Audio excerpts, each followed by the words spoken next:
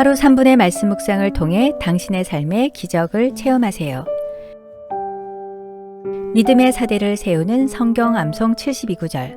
하나님을 의뢰함 성령. 고린도전서 3장 16절.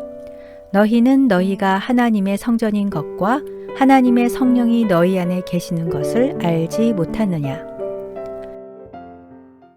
어느 날 목공소의 연장들이 회의를 열었습니다. 회의 진행은 평소와 같이 망치가 맡았습니다. 그런데 회의 도중 회원 몇몇이 반기를 들고 망치에 대한 불만을 토로하였습니다. 망치는 항상 깨고 부수는 자입니다. 늘 소란을 피우는 자니 사회자로서의 자격이 없습니다. 여기서 떠나야 합니다. 그러자 망치가 말했습니다. 좋습니다. 나 스스로도 나의 결점을 인정하므로 이곳을 떠나겠습니다. 하지만 나와 함께 떠나야 할 자가 있으니 바로 대패입니다. 왜냐하면 대패가 하는 일에는 전혀 깊이가 없고 늘 남의 껍질만 벗기기 때문입니다. 이에 화가 난 대패가 말했습니다. 나뿐만 아니라 자도 나가야 합니다. 왜냐하면 자는 자기만 옳은 듯이 항상 눈금을 매기고 측정하여 모두에게 덕이 되지 못하기 때문입니다.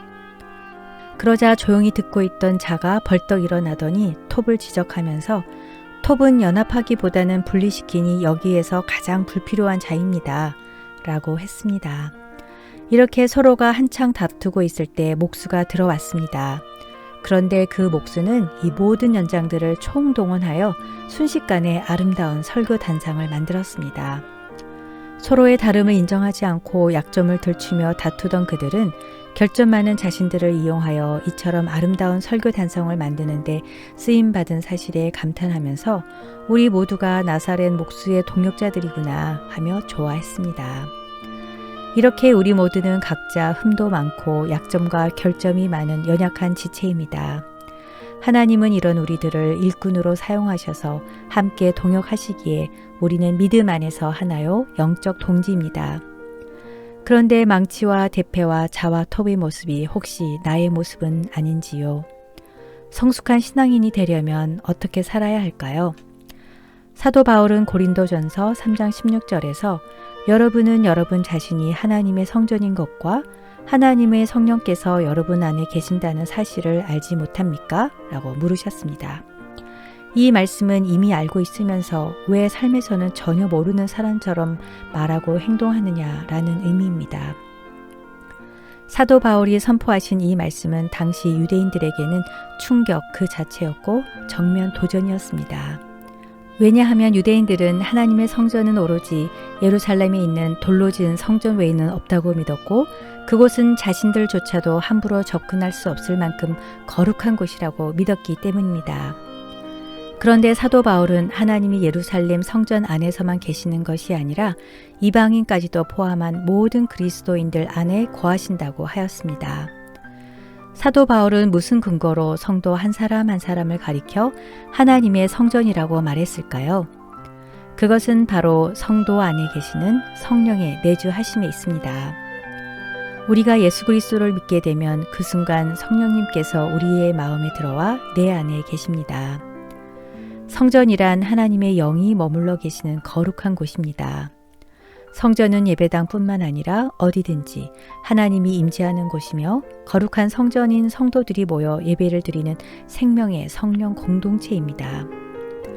성령은 하나님의 영이요 하나님 자신입니다.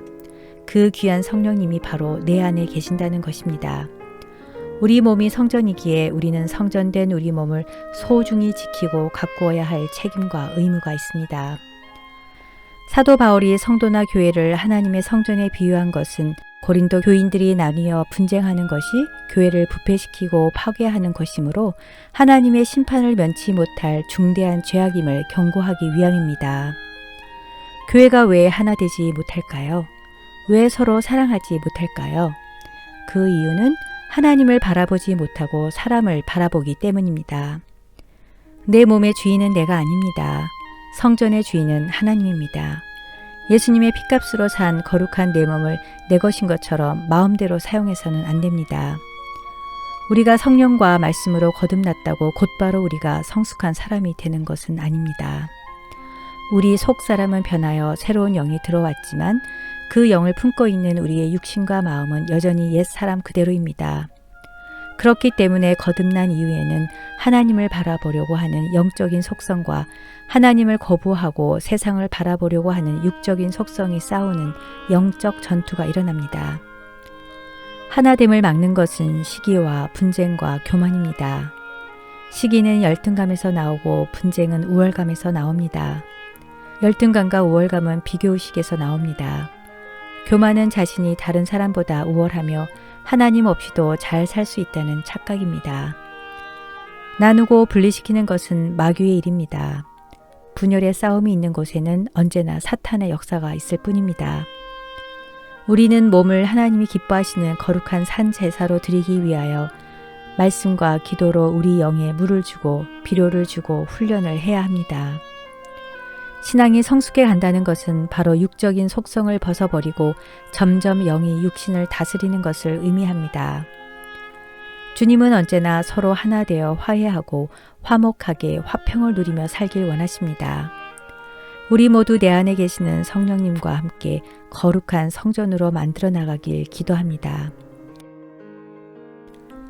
사랑의 하나님 아버지, 여전히 교만하고 이기적인 저를 사랑하사 성령님을 보내주셔서 항상 함께 해주시고 저의 몸을 성전으로 삼아주시니 감사드립니다. 하나님이 영이 임재하는 저의 몸을 함부로 하지 않고 저의 눈과 귀와 입과 손과 발을 주님의 영광을 위해 산 제물로 올려드리게 하소서. 예수님 이름으로 기도드립니다. 아멘.